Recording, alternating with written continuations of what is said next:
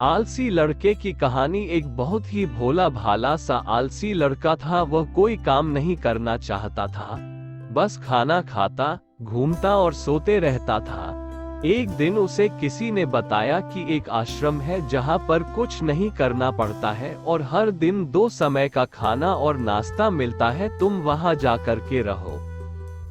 उस आलसी लड़के ने सोचा कि ये तो बहुत ही बढ़िया है और वह उस आश्रम में जाकर रहने को सोचा और फिर वह भोला भाला आलसी लड़का अपना सारा सांसारिक जीवन छोड़कर उस आश्रम में जाकर रहने लगा। आश्रम में गुरुजी रहते थे। वो कुछ समय सबको प्रवचन देते हैं। वो आलसी लड़का सुनता था, बाकी समय आराम करता था और फिर भर पेट खाना खाकर सो जाता था। ऐसे ही उस लड़के का दिन गुजरता गया। एक दिन उस आश्रम में कुछ भी नहीं बना। नाश्ते के समय नाश्ता नहीं मिला। उसने सोचा नाश्ता नहीं मिला, भोजन तो मिलेगा। अब भोजन के समय भी उसे भोजन नहीं मिला।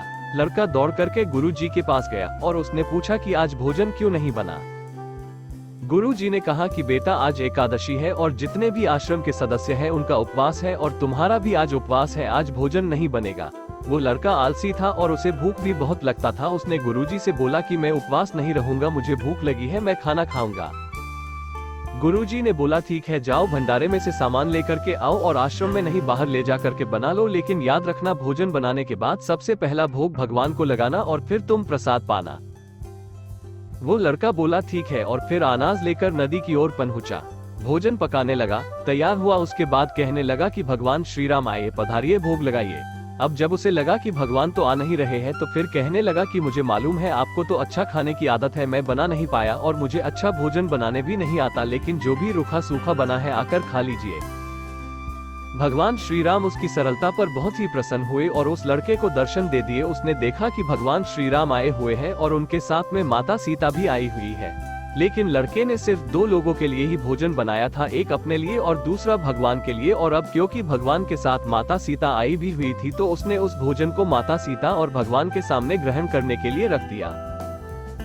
भगवान श्री राम और माता सीता ने भोजन किया और उसके बाद जब वह जाने लगे तो ये भोला सा आलसी सा लड़का बोला कि प्रभु आप आए, दर्शन दिए, बहुत अच्छा लगा। मुझे खाने को कुछ नहीं मिला, लेकिन कोई बात नहीं, लेकिन आपसे एक विनती है कि अगली बार जब आप आएंगे तो कितने लोग आएंगे ये बता दीजिए, ताकि मैं उतने लोगों के लिए भोजन बनाकर रखा रहूं। भगवान श्री राम मन ही मन मुस्कुराए और फिर अंतर ध्यान हो गए। लड़का आश्रम गया, दिन बीतता गया और फिर एकादशी का दिन आया और इस बार उसने 3-4 लोगों के लिए अनाज लेकर के खाना बनाने के लिए नदी के किनारे पहुंचा और उसने बड़े प्रसन्नता से भोजन बनाया और इंतजार करने लगा कि प्रभु आए और भोग लगाइए। इस बार लड़का देखता है कि भगवान श्री राम पूरा राम दरबार लेकर के आए हैं, जैसे माता सीता, लक्ष्मण, भरत, हनुमान जी और सभी लोग आए हैं। लड़के ने 3-4 लोगों का भोजन बनाया था और इस बार भी भोजन कम पड़ गया। लड़के ने निराश होकर भोजन को प्रभु के आगे रख दिया। उन्होंने भोजन किया और फिर चले गए और इस बार भी लड़का फिर से भूखा रह गया।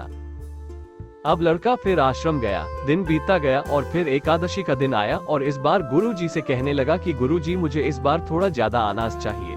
गुरुजी सोचने लगे कि यह इतना सारा अनाज का करता क्या है, कहीं इसे बेचता तो नहीं है। फिर उन्होंने कहा कि ठीक है, भूख से परेशान रहता है। लड़के ने कहा कि नहीं गुरुजी, भूख से परेशान नहीं रहता हूँ मैं, प्रभु के साथ बहुत लोग आते हैं, उनको भी तो भोजन करना पड़ता है। गुरुजी को लगा कि लड़का पागल हो गया है, लेकिन गुरुजी ने सोचा कि चलो एक बार चलकर देखते ही कि लड़का इस अनाज का करता क्या है।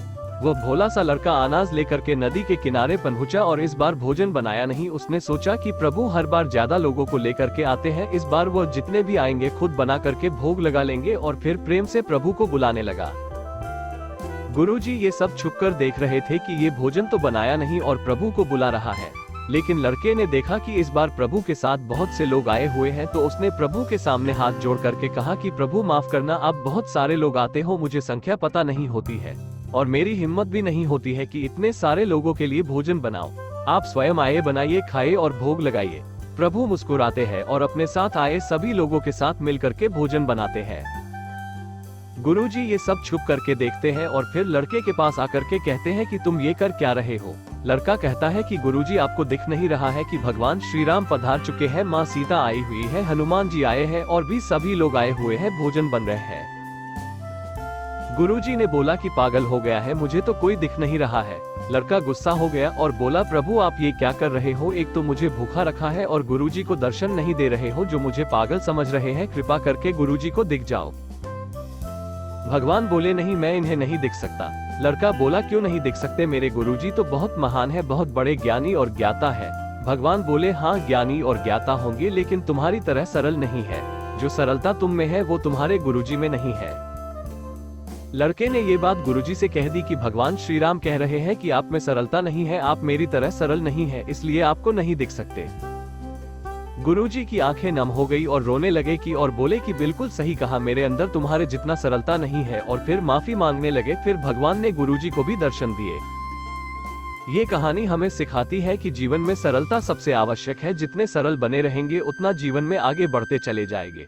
जब आप सरल होते हैं तो आप खुद भी मुस्कुराते हैं और दूसरों को भी मुस्कुराने की वजह देते हैं। Please subscribe to my channel. धन्यवाद।